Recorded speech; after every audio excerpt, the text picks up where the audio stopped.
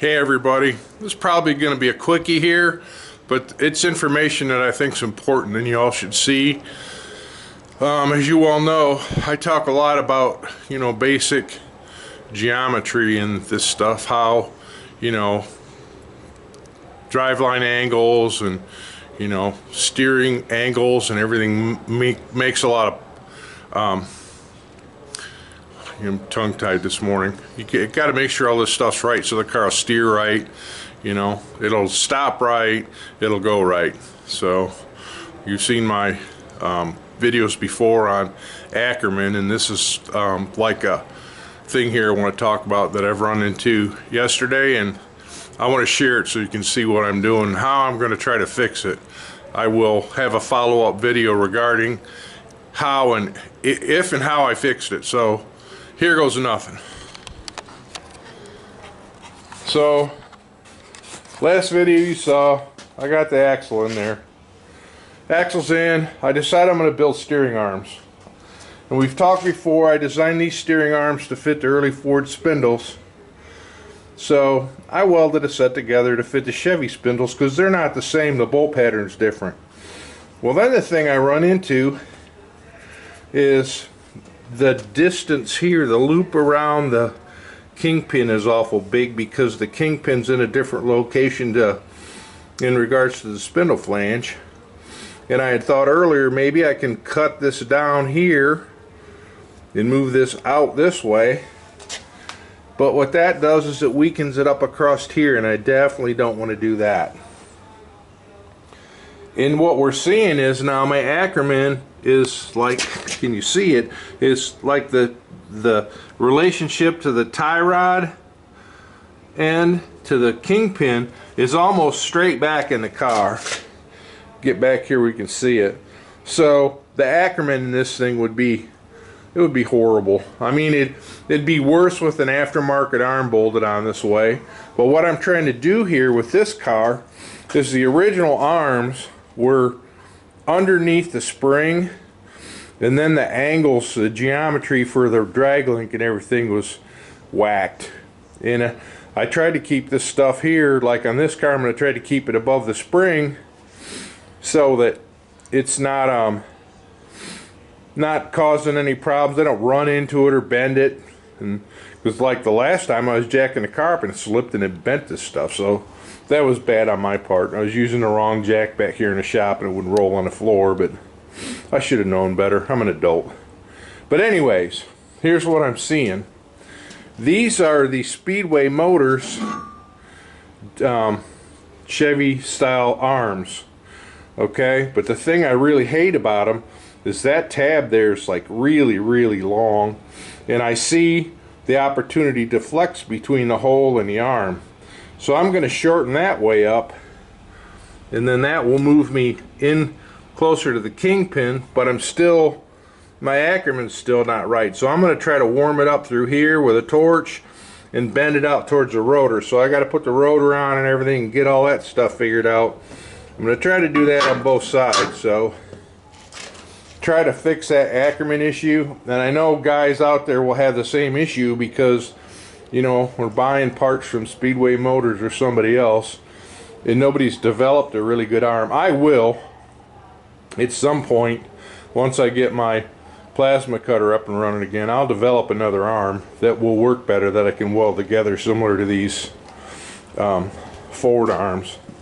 I'll show you how I build them. I got one here. It's a tab. I don't bend them because I don't have a press big enough to bend this stuff. And what I do is I just sort of weld it all together extremely well. And on the Ford you got to put them little spacers on there to space it out because the spindles are spot faced on the back. The Chevys don't need that because they're not spot faced.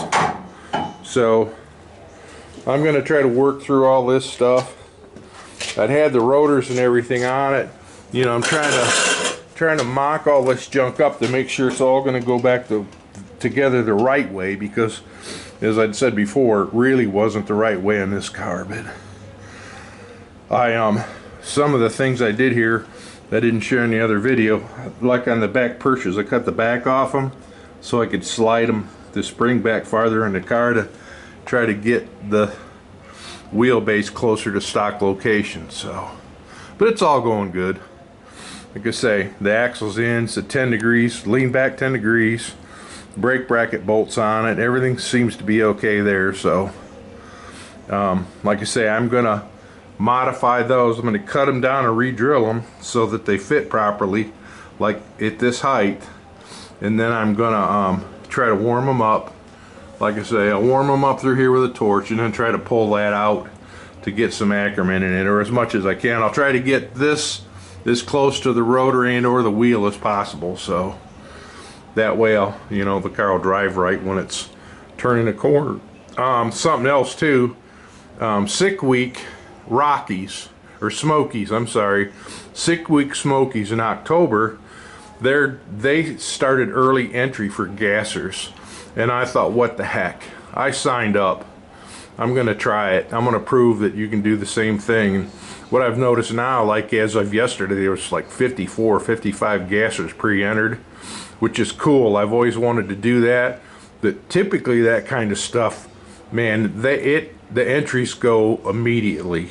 You can't even autofill and get in. It's crazy. So now that I am entered and I go, which I'm gonna video our trip, my buddy Kenny and I are gonna do it together. Kenny's helped me a ton with this car. Previously I did it in a Barracuda that I had, and my buddy Mark Kobeck went with me, and he had helped me with that car a ton. So I'm trying to you know, share the fun, put it that way. Kenny and I are going to try to drag a little trailer that I used previously, and there's some like short videos out there I did a long time ago on my channel, I think, so you watch them if you want. But we're going to try to set this up so it'll travel distances. Gonna have a 10-gallon fuel cell, so we're gonna have to carry extra gas in the trailer, and you know, odds and ends. I've been down this road before, like I say, with Midwest Drags. I did that a few times, so I sort of have an idea, but I've never, you know, gone to the Carolinas and done it through the mountains or anything. But this car will handle it. I mean, if you want to follow me on what's going on in Sick Week, I named the car Half Baked because it's only going to be half done in my terms, you know. It'll be finished from the dashboard forward, and I'm sort of leaving the back end alone, but there's some odds and ends I got to do to make it go through NHRA style tech, you know, get the thing rewired and replumbed and go out there and make some test runs. I'll video all that stuff because Kenny and I are going to try to get in it, drive it out to Muncie, which is only 20 minutes away, pull a trailer, do our thing, make runs, and drive back home. So yeah, she's getting there. She may look a little rough around the edges, but she's going to be mine. So okay, thanks for watching, guys. I appreciate it.